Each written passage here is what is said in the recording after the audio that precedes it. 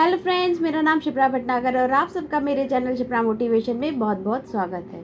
Friends, अगर आप life में सफल होना चाहते हैं तो आपको स्टीव जॉब्स के ये किस्से ज़रूर सुनने चाहिए। इसको सुनने के बाद, इम्प्लीमेंट करने के बाद आपको भी अपनी लाइफ में कुछ बड़ा अचीव करने की इच्छा जागृत होगी और आप भी अपनी लाइफ में बहुत तेज़ी से सफलता को अचीव करेंगे। एप्पल कंपनी के को फाउंडर आज हमारे बीच नहीं हैं, लेकिन उन्होंने ऐसा इनोवेशन किया है जिसके कारण वो सालों साल करोड़ों लोगों के दिलों पर राज करेंगे। स्टीव जॉब्स का जन्म 24 फरवरी 1955 को कैलिफोर्निया के सैन फ्रांसिस्को में हुआ था और 5 अक्टूबर 2011 को कैंसर की वजह से उनकी मृत्यु हो गई थी। जॉब्स 12 जून 2005 को स्टैनफोर्ड के एक यूनिवर्सिटी प्रोग्राम में शामिल हुए और यहाँ उन्होंने अपनी लाइफ से रिलेटेड, अपने जीवन से जुड़े 3 मज़ेदार किस्से सुनाए जो हमें बहुत ज़्यादा महत्वपूर्ण सीख देते हैं। स्पीच का नाम था स्टे हंगर स्टे फुलिश। तो वो क्या थे 3 किस्से, आइए जानते हैं उनकी लाइफ स्टोरी से। तो स्टार्ट करते हैं। पहली कहानी उन्होंने बताई कॉलेज से निकाले जाने की कहानी। एक बड़ी मज़ेदार कहानी है। तो पहली स्टोरी स्टीव जॉब्स बताते हैं कॉलेज से निकाले जाने की स्टोरी। वो बताते हैं जब वो 17 साल के थे तो उनको कॉलेज से निकाल दिया गया था, बट ऐसा क्यों हुआ इसके पीछे भी एक स्टोरी है। उनका जन्म, वो अपने जन्म की बात बताते हैं कि जब उनका जन्म होने वाला था तो उनकी माँ भी एक कॉलेज की स्टूडेंट थी और अविवाहित थी। तो ये डिसाइड हुआ कि वो अपने बच्चे को किसी दंपति को गोद दे देंगी। तो जो दंपति उसे गोद लेने वाला था वो एक वकील दंपति था। तो जन्म से पहले ही डिसाइड हो चुका था कि ये दंपति इस बच्चे को गोद लेगा। लेकिन जब बच्चा पैदा हुआ तो वो बॉय था, गर्ल नहीं थी, लेकिन दंपति को गर्ल चाहिए थी। तो लेकिन दूसरा एक दंपति था जो उस बच्चे को लेने के लिए तैयार हो गया। लेकिन जब माँ को पता चला कि वो लोग ग्रेजुएट नहीं हैं तो माँ ने उनको बच्चा देने से मना कर दिया। लेकिन थोड़े टाइम के बाद मेरी माँ नरम पड़ गई क्योंकि वो भी अविवाहित थी और मेरे खर्चे उठाने की उनके अंदर क्षमता नहीं थी। और उन्होंने मेरी माँ से वादा किया कि हम ग्रेजुएट नहीं हैं लेकिन हम प्रॉमिस करते हैं कि हम इस बच्चे को कॉलेज ज़रूर भेजेंगे। और ऐसा सुन के मेरी माँ नरम पड़ गई और उन्होंने मुझे उस दंपति को गोद दे दिया। उन्होंने मेरी बहुत अच्छे से परवरिश करी और अपने वादे के मुताबिक मुझे कॉलेज भी भेजा।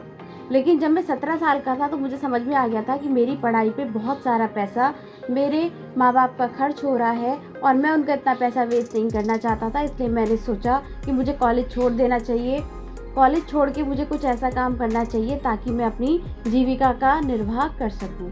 हालांकि और इसलिए मैंने कॉलेज छोड़ दिया। हालांकि ये मेरे लिए उस टाइम बहुत बड़ी बेवकूफ़ी थी क्योंकि मेरे पास रहने की भी कोई जगह नहीं थी और खाने की भी प्रॉपर व्यवस्था नहीं थी और मैं कुछ ऐसी स्किल्स भी नहीं जानता था। तो मैंने रहने के लिए अपने दोस्त के पास जुगाड़ करा। दोस्त के पास एक छोटा सा कमरा टाइप का था, वहाँ मैं नीचे गद्दे पे सोता था। एंड खाने का जुगाड़ करने के लिए 7 मील तक पैदल चल के जाता था, फिर कृष्ण मंदिर में खाना खाता था या कूक की बॉटल्स बेच के अपने खाने की जुगाड़ या व्यवस्था करता था। उस समय जब मैंने कॉलेज छोड़ा था तो ये मुझे भी बेवकूफ़ी वाला फैसला लगा था, लेकिन आज जब मैं पीछे मुड़कर देखता हूँ तो मुझे लगता है शायद ये दुनिया का सबसे स्मार्ट डिसीजन था क्योंकि इसी के कारण मैं इतना बड़ा इन्वेंशन कर पाया। इसी के साथ मुझे कुछ करने की भी ललक थी ताकि मैं अपनी लाइफ में कुछ कर सकूं, ग्रो कर सकूं। तो उस समय रीड कॉलेज कैलीग्राफी के लिए बहुत ज़्यादा फेमस था, इसलिए मैंने सोचा मुझे भी कैलीग्राफी सीख लेनी चाहिए।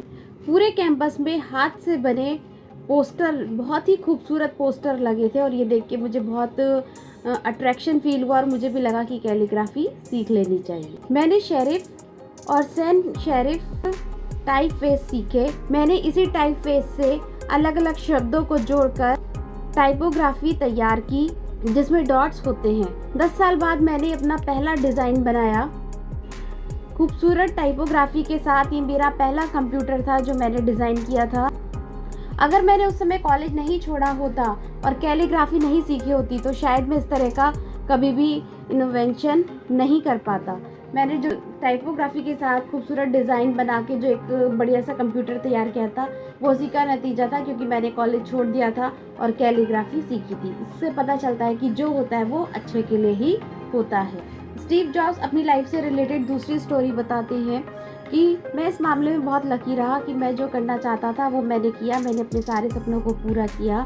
मैं और मेरे दोस्त जो कि मात्र 20 वर्ष के थे, एक गैरेज से हमने एक कंपनी को स्टार्ट किया और वो आने वाले 10 सालों में ही 2 बिलियन से ऊपर पहुंच गई और आज उसमें 4000 से भी ज़्यादा कर्मचारी काम करते हैं और आज सब इसको एप्पल के नाम से जानते हैं। हमने अपने सबसे बेहतरीन क्रिएशन मैकिन्टॉश को रिलीज किया। जैसे जैसे कंपनी आगे बढ़ी, हमने एक प्रतिभाशाली व्यक्ति को अपनी कंपनी को संभालने के लिए रख लिया। पहले साल तो हमारी कंपनी अच्छे से काम कर रही थी, लेकिन उसके बाद मेरा जो विज़न था भविष्य को लेकर वो फेल हो गया और अब मेरी उम्र 30 साल हो चुकी थी और दुर्भाग्यवश मुझे ही मेरी कंपनी से निकाल दिया गया था और मैं ये सोच रहा था कि मुझे ही मेरी कंपनी से कैसे निकाल सकते हैं। इसके बाद 5 सालों में मैंने एक दूसरी कंपनी तैयार करी जिसका नाम था NEXT और इसके बाद पिक्सर नाम की एक और कंपनी तैयार करी। पिक्सर ने दुनिया की पहली कंप्यूटर एनिमेटेड फीचर फिल्म बनाई, टॉय स्टोरी बनाई। आज इस स्टूडियो को दुनिया का बेहतरीन एनिमेशन स्टूडियो माना जाता है। इसके बाद एप्पल ने NEXT को खरीद लिया और मैं वापस एप्पल पहुंच गया। हमने ऐसी टेक्नोलॉजी बनाई जिसने एप्पल को नया जीवन दिया और नई ऊंचाइयों पर पहुंचाया। अब यहाँ मुझे सीखने को मिलता है कि अगर मुझे एप्पल से नहीं निकाला गया होता तो मैं इतना कुछ नहीं सीख पाता और इतना कुछ नया नहीं कर पाता। कभी कभी लाइफ में ऐसे टफ मोमेंट्स भी आते हैं, लेकिन कभी भी आपको इनसे घबराना नहीं चाहिए, क्योंकि जो होता है वो अच्छे के लिए ही होता है। इसलिए हमेशा आप प्रयास करते रहिए, अपनी नज़र मंजिल पर रखिए और लगातार मेहनत करते रहिए और उस दिशा में कदम बढ़ाते रहिए। और जीवन में कोई ना कोई पर्पस ज़रूर होना चाहिए, क्योंकि इसके बगैर आप लाइफ में ग्रो नहीं कर सकते। और उनके लाइफ की तीसरी स्टोरी वो बताते हैं कि जब मैं 17 साल का था तो मैंने एक बार एक कोटेशन पढ़ा था। उस कोटेशन में ऐसा लिखा था कि अगर आप ऐसा सोचते हो कि आज आपका आखिरी दिन है तो एक दिन आपका वो दिन ज़रूर आ जाता है। और इस कोटेशन ने मुझे इतना प्रभावित किया कि अब मैं हर रोज़ ये सोचने लगा कि आज मेरा आखिरी दिन है और इसलिए मैंने अपना बेस्ट काम करना शुरू कर दिया। और मैं ऐसा सोच के सोता था कि अगर आज मेरा ऐसा सोच के जगता था कि अगर आज मेरा आखिरी दिन है तो मुझे क्या क्या करना है। तो मैं अपनी क्षमता से ज़्यादा काम करता था और मैं अपने वो सारे सपनों को पूरा करता चला गया जो मैं करना चाहता था। तो फ्रेंड्स, आई होप आपको एप्पल के स्टीव जॉब्स से काफ़ी कुछ सीखने को मिला होगा। उनकी लाइफ सही में बहुत इंस्पायरिंग और मोटिवेशन रही। वो अपनी लाइफ में लगातार इनोवेशन करते रहे और एप्पल को उन्होंने इतनी ऊंचाई पर पहुंचाया। एप्पल का मैं अलग से वीडियो लेकर आऊँगी कि एप्पल कैसे बना। तो आई होप आपने उनकी लाइफ से बहुत कुछ सीखा होगा। अगर पसंद आए तो please like, share and subscribe और मिलते हैं अपने नेक्स्ट वीडियो में। तब तक के लिए गुड बाय।